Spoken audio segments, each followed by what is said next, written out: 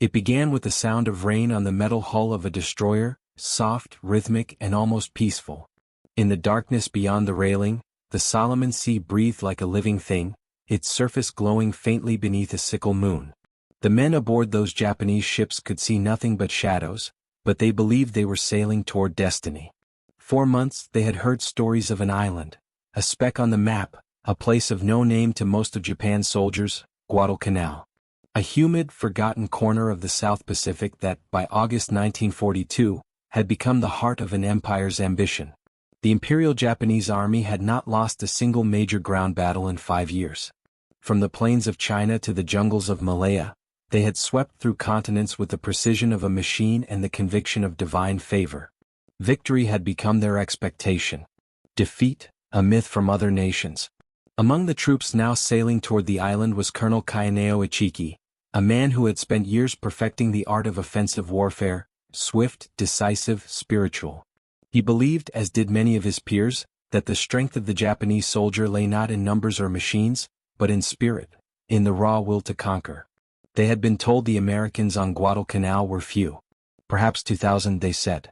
Soft, poorly trained, burdened by comfort and hesitation.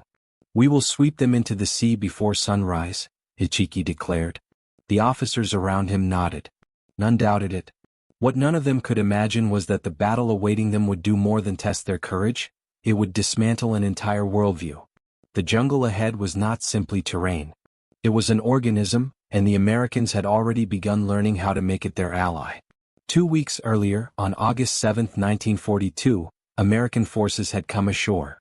The 1st Marine Division, 11,000 strong, led by Major General Alexander Vandegrift, had waded through surf and smoke onto a beach called Lunga Point. The operation's name, Watchtower, was ironic. There was no watchtower here, only swamp, jungle, and the echo of insects louder than artillery. The Japanese had been building an airfield on that same stretch of coastline. It was nearly complete, a single dirt runway that could have projected Japan's power deep into the South Pacific. The Marines seized it almost without a fight. When the last Japanese defenders melted into the jungle, they left behind food, equipment, half-built revetments, and a sense of eerie emptiness. The Americans renamed the airfield Henderson Field, in honor of Major Lofton Henderson, a Marine aviator killed at Midway. Within days, engineers had repaired the runway, and planes of the so-called Cactus Air Force began to arrive. By the standards of modern warfare, it was a small victory. But to those who understood strategy, it was monumental. Henderson Field meant control, of the skies, of the seas, of the future. Whoever held it would dictate the rhythm of the war in the South Pacific. The Japanese High Command saw this with clarity and fury. The airfield could not stand. Guadalcanal had to be retaken, at any cost.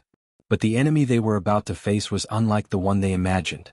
The Americans who landed on Guadalcanal were not the soft amateurs Japan's intelligence had promised. They were untested, yes, but they learned fast. And they were led by men who understood that survival in the jungle depended on discipline, cooperation, and firepower. The Japanese doctrine of night attack and spiritual ferocity, once unstoppable against disorganized opponents, would now collide with a force that valued something different. Systems, logistics, artillery, coordination. The jungle around them was not silent. It whispered, through vines that strangled trees, through swarms of mosquitoes, through rivers that glittered deceptively in the daylight and carried parasites invisible to the eye. To the Japanese soldiers moving inland from their landing point at Taivu, the terrain felt like another dimension. Compass bearings were useless. Maps lied. Trails disappeared overnight under the growth. The air was so thick it could be swallowed. And somewhere beyond the green walls, the Americans waited. On August 18, the first Japanese detachments under Ichiki came ashore. 917 men, veterans of campaigns in China and Southeast Asia. They were confident, disciplined, and armed for close combat. Their doctrine was built around speed and shock. Strike before the enemy knows you're there. Close the distance. Use the bayonet.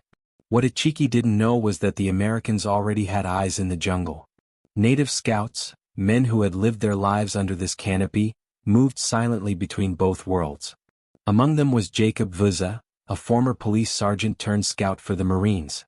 When Vuza stumbled back into Marine lines after being captured and tortured by Japanese patrols, he carried information that changed everything. "They are coming," he whispered. "Many. Tonight."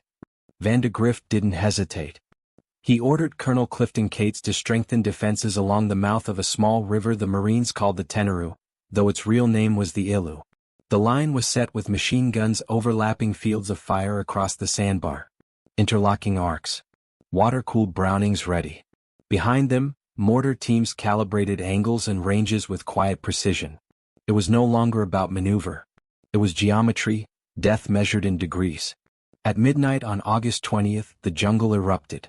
Hundreds of Japanese soldiers surged out from the dark, bayonets flashing in the dim moonlight, voices rising in battle cries that split the night. For a few seconds, there was nothing but sound, the roar of men running, the splash of feet in the shallows. Then the first machine gun opened fire. The bullets tore through the line of attackers like invisible lightning. Men fell, rose and fell again. But Ichiki's troops didn't stop. They had been taught that courage could overcome firepower. They charged again and again and again. Flashing muzzle bursts lit the palm trunks. Tracer rounds sliced the dark.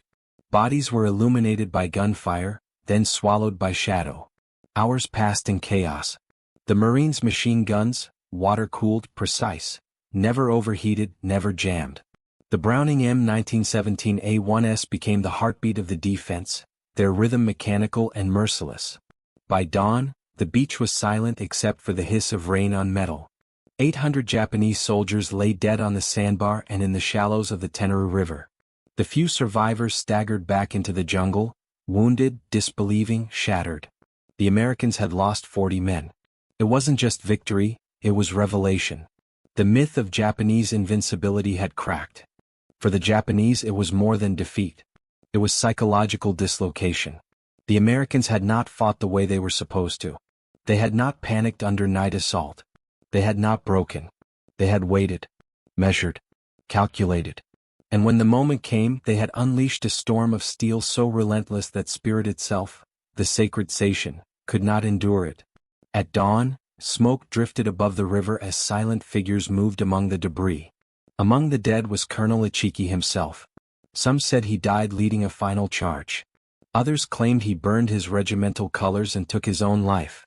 The truth didn't matter. What mattered was that for the first time in years, the Imperial Japanese Army had been annihilated, not by numbers but by precision.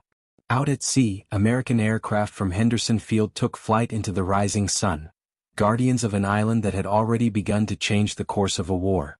They didn't know it yet, but Guadalcanal was not a battle. It was a transformation, the moment when technology, coordination, and endurance overtook myth. A test of systems against spirit. And spirit had just lost its first round. Night in the South Pacific was a world of its own, dense, humid, and endless. The horizon vanished after sundown, the stars smothered by storm clouds. Out on the black water, destroyers cut through the waves without lights, their engines pulsing like a heartbeat under the surface. The sailors called it the rat transportation. Historians would name it something far grander, the Tokyo Express. Every night, the Imperial Japanese Navy sent ships racing down the narrow channel between the Solomon Islands. It was a gauntlet of danger and distance, hundreds of miles of ocean where radar was useless and American patrol planes waited for dawn. But the Japanese were masters of the night. Their destroyers were fast, disciplined, and silent. They came like ghosts, delivering soldiers, ammunition, and rations to the desperate garrisons on Guadalcanal. To the men waiting on the beaches, the sound of approaching engines was salvation. To the Americans entrenched inland, it was dread, the reminder that the enemy never slept. The Tokyo Express kept the island alive for Japan, but at a terrible price. The destroyers could carry men and bullets, but not the heavy cargo of war, artillery, vehicles, and food. Each new landing brought troops who were hungrier than those they replaced. They arrived ready to fight, but their stomachs were already empty. In late August, the first waves of Kawaguchi's 35th Infantry Brigade began arriving under the cover of squalls. They came ashore soaked, feverish, and disoriented. The jungle greeted them with silence. The air smelled of rot and gun oil. For these soldiers, the war was no longer about glory or the emperor, it was about surviving long enough to kill an American before the jungle killed them. The Americans knew the pattern. Each night, they could see the flashes out at sea, The brief arcs of light on the horizon were Japanese destroyers unloaded men and cargo. They called it the Midnight Railroad. The next day, patrols would find footprints in the mud, discarded ration tins, and the smell of sweat and decay drifting from the interior. By the first week of September, Guadalcanal had become a chessboard. Henderson Field was the king, everything revolved around it. Each morning, American aircraft took off to hunt the Express, diving down through the clouds to drop bombs on ships still fleeing north. Some they sank. Most escaped. And each night, more ships returned. The battle was becoming one of endurance, a test of which side could sustain the impossible longer. Inside the Japanese command post at Rabaul, Lieutenant General Harakichi Hyakutake faced a crisis that went beyond logistics. His 17th Army had been stretched thin across the Pacific. Reinforcements were scarce. Supplies were scarce. Time was the one thing he no longer had. Yet Tokyo demanded results. Henderson Field must be taken. Failure was unthinkable. Hyakutake turned to Kawaguchi. The veteran general had experience in jungle warfare and a reputation for turning chaos into order. His plan was ambitious. 3 separate forces would strike Henderson Field from multiple directions. One along the coast from the west, another through the central ridges from the south, and a third smaller force from the east. The main blow would come from the jungle ridges, where Kawaguchi himself would lead the attack. It was a strategy of encirclement, but it depended on timing and coordination, 2 things the jungle did not allow. The terrain was a labyrinth of vines and ravines. Maps were crude sketches at best. Radios failed in the humidity. The men carried what they could on their backs: rifles, a few machine guns, and small packs of rice that had to last for days. As Kawaguchi's columns began to move inland, the Marines at Henderson prepared for the inevitable. They had learned to listen, to read the jungle as if it were alive. They knew the Japanese would come at night, that they would attack with screams and bayonets, that they would not stop until someone was dead. But they also knew something else now: courage without food, faith without coordination could not win a modern war. The days leading up to the attack were a blur of tension. The rain came in sheets, turning the earth into black mud. The smell of decay clung to everything. Marines slept in their foxholes with rifles across their chests, their skin blistered from fungus and mosquito bites. Malaria spread through the ranks, but no one was evacuated unless they could no longer stand. Henderson Field buzzed day and night with the sound of engines. The planes, F-4F Wildcats, SBD Dauntless, P-400s, were patched together with spare parts from wrecks. Pilots flew until exhaustion blurred the horizon. Mechanics slept under the wings, their tools clutched in their hands. The men began calling themselves the Cactus Air Force, a grim joke about surviving in a place where nothing else did. By early September, reports came in of large Japanese forces massing in the jungle south of the airfield. Patrols confirmed movement, tracks in the mud, empty rice sacks, whispering voices carried on the wind. The Marines knew what was coming.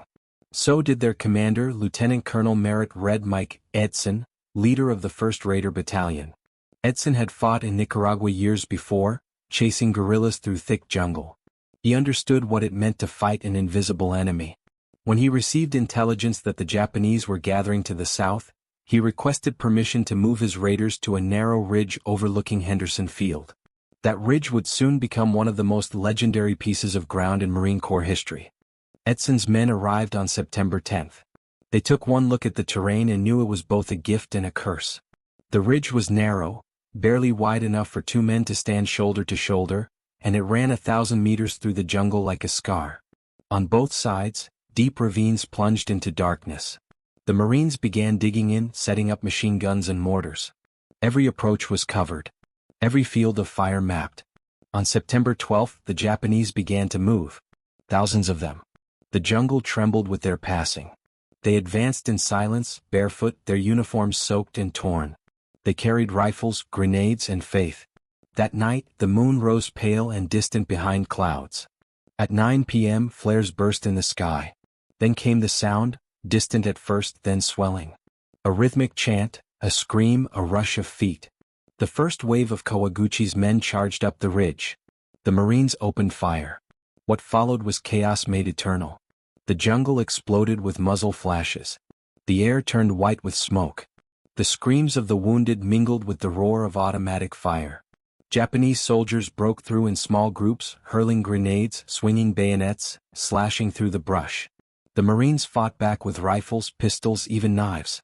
Every foot of ground was paid for in blood. Edson moved among his men, calm, shouting orders, his face streaked with mud. When one of his machine gun crews was wiped out, he grabbed the gun himself and kept firing. Ammunition ran low.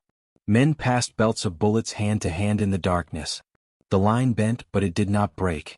By midnight, the ridge was a slaughterhouse. The ground was slick with rain and blood.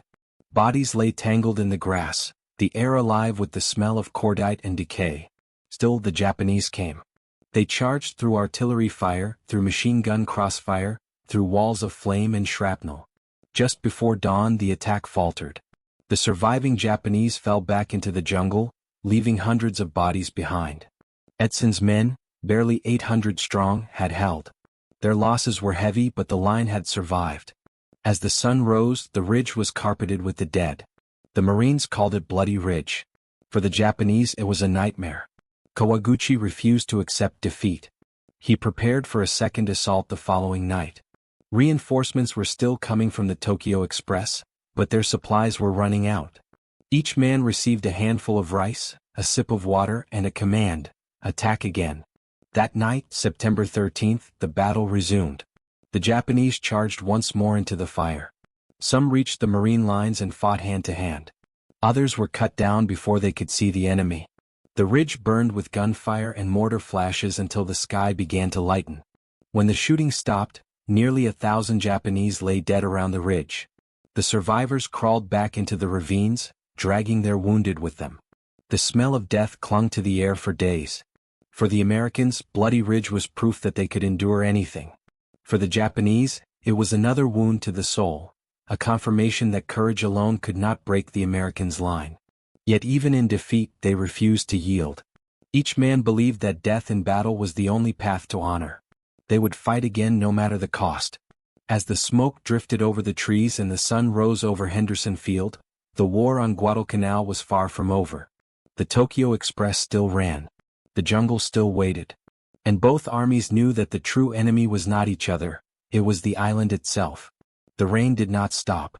It drummed endlessly on the torn palm leaves that served as roofs, filled the foxholes until they became graves of water, and turned every path into a river of mud. The air itself seemed alive with rot. Everything decayed: metal, food, flesh, even courage. Guadalcanal was no longer a battlefield. It had become a living organism that devoured men from both sides. After the failure at Bloody Ridge, General Kawaguchi's exhausted troops retreated into the jungle. They left behind their dead, their wounded, and most of their supplies. What they carried with them was something heavier than weapons: humiliation.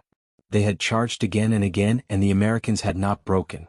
It was the first time many of them had seen defeat, and it settled in their bones like an infection. For the next several weeks, the jungle became their only shelter. Men wandered through the trees half-starved, eating roots, palm hearts, even strips of leather from their gear. The tropical heat twisted everything into delirium. Disease followed hunger like a second army. Malaria swept through the ranks. Dysentery left men too weak to stand. Tropical ulcers ate through legs and arms, leaving open wounds crawling with insects. In the Japanese camps, the silence was punctuated by coughing, the rasp of delirious voices, and the occasional gunshot from a soldier who could no longer bear it. The officers tried to maintain order, but discipline was fragile when every man was starving. Meanwhile, the Americans at Henderson Field were fighting a different kind of battle. One against exhaustion and the constant drumbeat of the Tokyo Express. Every night, they could see the flashes out at sea and hear the low rumble of Japanese destroyers unloading yet more troops who would crawl toward their lines through the endless trees. Every morning the Marines woke to the same work: digging, fortifying, repairing aircraft, and waiting for the next assault. General Alexander van de Grift understood that time itself was his greatest ally. The longer the Japanese held the island without food or air cover, the weaker they would become. And so, the Marines dug in and held. They called their perimeter the horseshoe, a defensive ring protecting the airfield. Each sector had overlapping machine gun nests, artillery support, and mortar positions calibrated to the yard. The Americans had learned how to fight the jungle, not with courage but with systems. The contrast could not have been sharper. The Americans had supply ships coming in by day under the protection of the Cactus Air Force. Crates of ammunition, food, and medicine stacked high near the runway. The Japanese had destroyers that could only travel by night, forced to dump supplies hastily onto beaches before fleeing sunrise. Most of those supplies never reached the front. The jungle swallowed them, or the Americans found and destroyed them in daylight air raids. As September turned to October, the Japanese situation deteriorated beyond recognition. Reports from medical officers were grim. They described men collapsing from hunger before reaching the front line. Entire platoons reduced to skeletons. Soldiers fainting in the heat, their eyes sunken, their uniforms hanging like rags. Some resorted to eating bark, grass, even the flesh of mules and horses that had been brought ashore months before. But even starving, they continued to fight. It was not just obedience, it was belief, an ingrained conviction that spiritual strength could overcome material weakness. They had been taught since childhood that to die for the emperor was the highest form of honor. And so they fought on, bodies failing but spirits unbroken, unaware that their faith was colliding with a reality no spirit could endure. The next great Japanese offensive began in late October. General Hyakutake had come to Guadalcanal himself to oversee it. He brought reinforcements from the 2nd Division, veterans from China, men hardened by years of war. They carried with them the promise that this time things would be different. The emperor's army would not fail twice. The plan was elaborate, involving attacks from multiple directions. From the west, Japanese tanks and infantry would assault across the Matanico River. From the south, Hyakutake's main force would strike through the jungle and crush Henderson Field from behind. They had even managed to deliver a few artillery pieces, small mountain guns dragged by hand through mud and vines. It was a desperate gamble, but in Tokyo they called it the decisive battle. On October 23, the Japanese launched their first attack across the Matanico. It was a disaster. 9 tanks rolled forward, their crews confident that the Americans would flee at the sight of armor. But the Marines were ready. Anti-tank guns opened fire at point-blank range, tearing through steel and flesh. Within minutes, all 9 tanks burned, their ammunition cooking off in brilliant orange flashes that lit up the riverbank. The infantry that followed was slaughtered. That night, the main assault began. From the south, over 5,000 Japanese soldiers advanced through the jungle toward the Marine lines. Their objective was simple: break through, capture Henderson Field, and destroy the American presence on Guadalcanal once and for all. Among the defenders was the 1st Battalion, 7th Marines, commanded by Lieutenant Colonel Louis Chesty Puller. Alongside them fought soldiers from the newly arrived 164th Infantry Regiment of the U.S. Army. Together, they manned a defensive line that stretched across the ridges south of the airfield. The night erupted with chaos. The Japanese came in waves, disciplined, fearless, screaming war cries as they charged through machine gun fire. The Marines responded with concentrated artillery barrages and interlocking fields of automatic fire. Mortars rained shells into the jungle. The earth itself seemed to shake. Chesty Puller moved up and down the line, shouting orders through the noise. When one flank began to buckle, he sent in reserves. When ammunition ran low, men crawled under fire to resupply the gunners. The battle raged until dawn, and when the sun rose, the jungle was littered with bodies. More than 2,000 Japanese soldiers lay dead. The attack had failed. Henderson Field still stood. For the Japanese survivors, the aftermath was a descent into madness. They retreated into the jungle once more, dragging their wounded through the mud. But the jungle was no longer a refuge, it was a graveyard. With each passing day, fewer rations arrived. The Tokyo Express still ran, but American aircraft hunted it mercilessly. Supply ships burned in the night, their flames visible for miles. Those that reached the shore were often destroyed before they could unload. By early November, Japanese soldiers were dying faster from starvation and disease than from bullets. Medical reports told the truth the generals could not. Over 60% of Hyakutake's army was unfit for combat. Men collapsed while marching, their bodies wasting away. Some wrote farewell letters in their diaries before shooting themselves under the trees. Others simply walked into the jungle and never returned. In one report later captured by the Americans, a Japanese doctor wrote, "Our soldiers no longer have faces. Their cheeks are hollow. They have no strength to carry their rifles. They fight only in dreams." Meanwhile, at Henderson Field, the Americans grew stronger. New aircraft arrived weekly. Fresh divisions rotated in. Food was plentiful even if unappetizing. Canned rations, coffee, cigarettes, luxuries compared to the Japanese rice balls that now barely existed. And yet even victory felt haunted. The Marines lived among the dead. The jungle was full of corpses, Japanese and American alike. Graves sank under the rain. The air buzzed with flies. At night, the men swore they could hear voices whispering from the darkness. Guadalcanal had become a ghost island, and everyone on it was changing. By mid-November, Japan made one last, desperate attempt to retake the island. A massive convoy of 11 transport ships set sail from Rabaul, carrying thousands of reinforcements and heavy equipment. It was the final gamble, the last hope to turn the tide. The convoy would be escorted by battleships and cruisers, the most powerful naval force Japan could still muster in the area. The Americans knew it was coming. They had broken Japanese codes, intercepted radio messages, and prepared an ambush. What followed would be one of the most brutal naval battles of the war, the 4-day struggle known simply as the Battle of Guadalcanal. On the night of November 13th, American and Japanese fleets collided in close quarters under pitch-black skies. Ships passed so near each other that sailors could see the faces of the enemy in the flash of gunfire. The ocean became a furnace. The U.S. Navy lost 2 admirals that night, Callahan and Scott, along with multiple cruisers and destroyers. But the Japanese suffered too. Their battleship High was crippled, burning, and eventually sunk by American planes at dawn. The second night brought more carnage. The battleship Kirishima tried to finish the job but met the USS Washington, whose radar-guided guns tore it apart with 9 16-inch shells. The Japanese convoy that followed never had a chance. American aircraft struck the transports as they neared the island. Of 11 ships, only 4 reached Guadalcanal, and all 4 were destroyed before unloading their cargo. Over 5,000 Japanese soldiers died in the burning sea. When the smoke cleared, the reality was undeniable. Japan had lost Guadalcanal.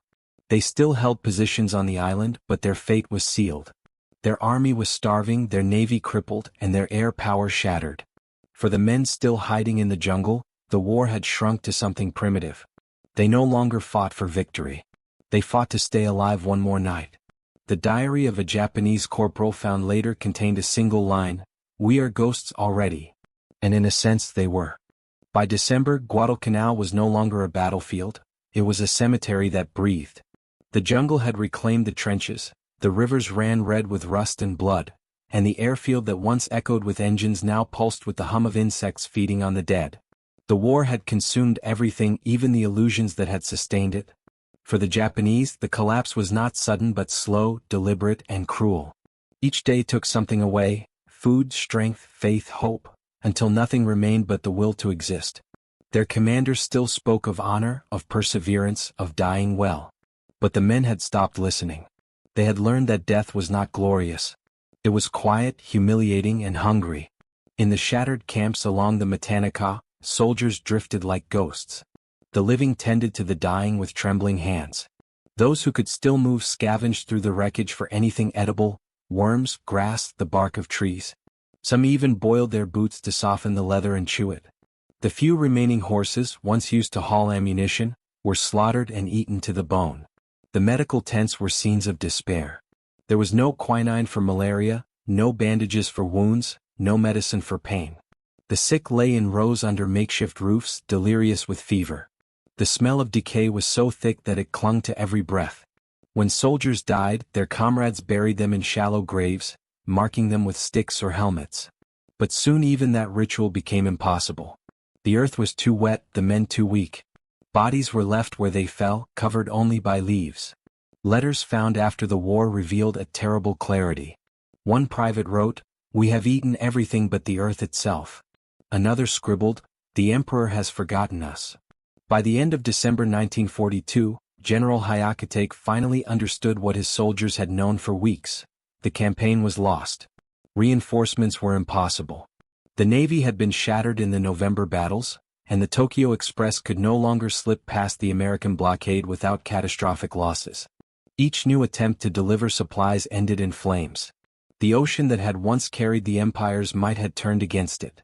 In Rabaul, the High Command made the only logical decision left: evacuation. It was not to be announced as a retreat. Japan did not retreat, but as a strategic realignment. The operation would be carried out in secrecy. If the Americans realized what was happening, they would annihilate what remained of the 17th Army. For the soldiers still trapped on Guadalcanal, it was a cruel paradox. They were finally to be saved, but most were too weak to walk to the evacuation points. Out of the 11,000 Japanese still alive on the island, fewer than 7,000 were fit enough to move.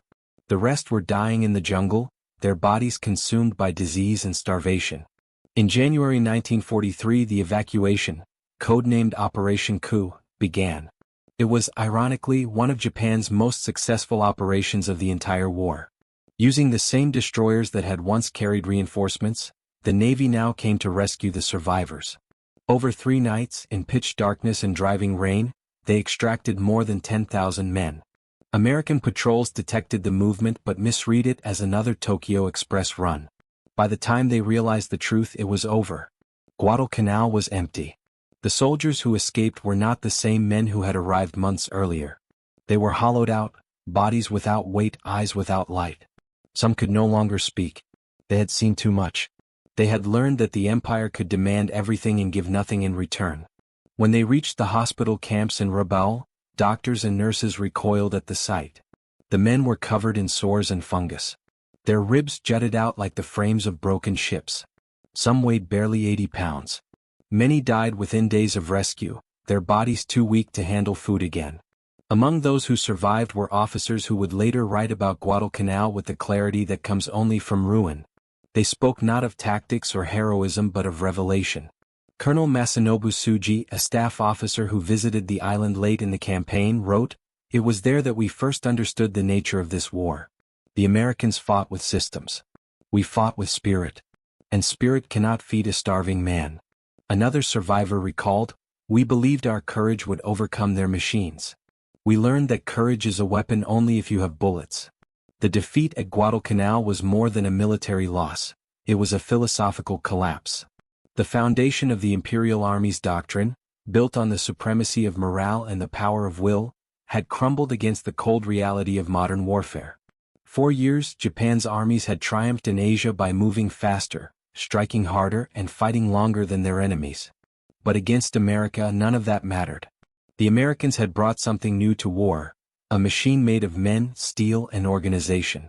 Every gun, every plane, every meal was part of a system designed to function no matter the chaos around it.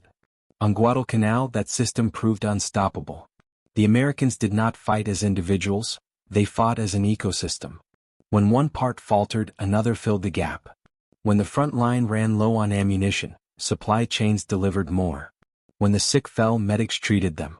When aircraft were damaged, engineers repaired them overnight. For the Japanese, there was no such structure. Their soldiers fought with brilliance and bravery but without the invisible network that sustains an army in modern war. Every bullet fired was a resource that could not be replaced. Every man lost was irreplaceable. After the war, Japanese officers would look back on Guadalcanal as the moment the empire's destiny turned. It was there that they realized industrial war could not be won by tradition, discipline, or belief. It could only be won by production, coordination, and endurance. The Americans had fought not as warriors but as engineers of destruction. Meanwhile, on the American side, Guadalcanal became both a symbol and a crucible. For the Marines who had survived the campaign, it was proof that they could stand toe-to-toe with the best Japan had to offer and prevail. It was also a brutal education. They learned that jungle warfare was not about glory but about attrition. They learned to respect the Japanese soldier as a tenacious, relentless opponent, one who would fight to the death rather than surrender. When the 1st Marine Division was finally pulled off the island in December 1942, they were shadows of the men who had landed in August. Nearly 2/3 were suffering from malaria or other tropical diseases. Many were underweight, their uniforms hanging loose. But they carried something more valuable than health: experience. They had faced the worst conditions imaginable and discovered that they could survive. That experience became the foundation for every campaign that followed. The lessons of Guadalcanal were written not in manuals but in memory. Defenses were to be layered, supply lines prioritized, fire support coordinated, and morale maintained through routine, not rhetoric. The Marines had learned that systems, not slogans, win wars. The Japanese learned the same lesson, but too late. The news of Guadalcanal's evacuation reached Tokyo quietly. There were no public announcements, no parades for returning heroes. Officially, the campaign was described as complete. Privately, it was seen as a humiliation. The loss of 30,000 men, killed, wounded, or dead from disease, was an unthinkable blow. Yet even that number could not convey the true cost. The defeat shattered faith. Within the Imperial Army, whispers began to spread. Officers who had believed in the invincibility of Japanese arms now spoke of doubt. Some blamed the Navy for failing to deliver supplies. Others blamed American material superiority. Few dared to admit the truth, that the entire Japanese system, from doctrine to logistics, had been built on fantasy. Guadalcanal was more than a loss of territory, it was the loss of certainty. The myth of spiritual victory, of the divine soldier immune to hardship, died in the jungle. And once a myth dies, it cannot be resurrected. As 1943 dawned, Japan's empire was still vast on paper, stretching from Burma to the Central Pacific. But in reality, its power was beginning to rot from within. Guadalcanal had exposed the fatal weakness. A nation fighting an industrial war without an industrial foundation. In contrast, America's war machine was only beginning to awaken. New ships rolled off the docks every week. Aircraft production reached levels no one had imagined possible. Divisions trained in fresh uniforms with full rations and endless supplies. The difference between the two sides could now be measured not in courage but in tonnage. Guadalcanal was the pivot, the point at which Japan stopped expanding and began retreating. Every battle that followed, from Tarawa to Iwo Jima, would carry echoes of that island. The lesson that war is not won by sacrifice alone, but by the relentless application of resources, planning, and endurance. For those who had survived it, Guadalcanal was not just a place. It was a wound that never healed, a memory that defined them for the rest of their lives. Japanese veterans later described dreams of the jungle, the smell of rot, the taste of rainwater mixed with blood, the sound of unseen footsteps in the night. Many confessed that they had learned the truth too late, that bravery was meaningless when abandoned by the nation that demanded it. For the Americans, the ghosts of Guadalcanal followed them too. They carried the faces of fallen comrades, the sound of machine guns echoing in the rain, the sight of enemy soldiers charging even as they burned. They had learned respect but also resolve. They understood now that this war would be long, brutal, and unforgiving, and that they would have to become something harder than they had ever been. Guadalcanal had ended, but the world it created had only just begun. When the last Japanese destroyers vanished beyond the horizon in February 1943, they left behind an island that no longer belonged to either side. Guadalcanal was stripped bare, its jungles torn apart by shells, its beaches littered with rusting wrecks, its soil soaked in blood. The war had ended there, but the silence that followed felt heavier than the gunfire had ever been. 4 months, the Americans combed through the wreckage, collecting the bodies of friend and foe alike. They found rifles still clutched in skeletal hands, diaries half buried in mud, and helmets that had filled with rainwater and moss. It was as if the island itself had tried to bury the memory of what had happened. But memory does not die, it waits. In the ruins of the Japanese positions, Marines discovered notes written in careful, desperate handwriting. One read, "We will die here, but our emperor will live forever." Another said, "We fought with all our strength, but the gods were silent." Those words haunted the men who read them. They were not defiant, they were human. For the Americans, victory brought no celebration. There was no triumphal march, no great speeches. The men were too tired for that. They had buried too many friends to feel pride. Guadalcanal was not glory, it was survival. The 1st Division to leave the island, the 1st Marine Division, was sent to Australia to recover. Doctors described them as physically alive but spiritually hollow. Malaria, dysentery, and exhaustion had left their bodies thin and frail. But their eyes carried something deeper, a look that comes from having seen what most men never should. In letters home they rarely spoke of heroism. Instead they wrote about the rain, the mud, the endless waiting. They wrote about the faces of the Japanese soldiers they had fought and the sound of their cries in the dark. They knew now that war was not about good and evil, but about endurance and system, the slow grind of one machine against another. Historians would later call Guadalcanal the first step on the long road to Tokyo. But for those who fought there, it was something else entirely, The moment when they realized what kind of war this would truly be. The lessons learned on that island spread quickly through the Allied ranks. The Pacific War would no longer be fought as a series of isolated battles. It would become a campaign of logistics, coordination, and overwhelming material power. The United States had learned to turn its industry into a weapon. For every ship sunk, 2 more were launched. For every plane lost, 5 more took its place. The jungle warfare that had terrified the Japanese now became an American specialty. Engineers devised portable airstrips, field hospitals, and supply systems that could move across entire archipelagos. Artillery and air power worked in perfect rhythm. Every invasion that followed, from Tarawa to Polilliu to Okinawa, was built on the blueprints first drafted in the mud of Guadalcanal. For Japan, the psychological impact was irreversible. Guadalcanal shattered more than an army, it shattered faith. The myth of the invincible warrior, the belief that spiritual strength could overcome industrial weakness, lay broken in the jungle. Soldiers who had survived spoke of it in whispers. They had seen the truth. Courage could not feed a starving army, nor could it stop an artillery barrage that never ended. In Tokyo, officials tried to spin the evacuation as a tactical success, a change of strategy. But the people knew better. News filtered back through families, through letters, through rumor. The invincible army had been beaten. The emperor's men had fled. For the first time, the Japanese public felt the chill of doubt. Within the military, that doubt turned inward. Officers began questioning the doctrines that had defined them. Night attacks, banzai charges, the cult of death, all had failed against American firepower. Yet, instead of reforming, Japan's leadership doubled down on the old myths. They could not admit that their entire vision of war had been wrong. The machine they had built, an empire of faith and obedience, was too rigid to change course. Guadalcanal had proven what would happen when that machine met one built from reason and industry. In the years that followed, the same tragedy would repeat itself across the Pacific. From New Georgia to the Marianas, from Iwo Jima to Okinawa, Japan would send men into battles they could not win, driven by the same spirit that had died on Guadalcanal. And each time the outcome would be the same: courage consumed by firepower. Yet the lessons of the island went beyond tactics or strategy. Guadalcanal was a mirror showing both nations who they truly were. For Japan, it revealed the fragility beneath the myth, the limits of pride and sacrifice.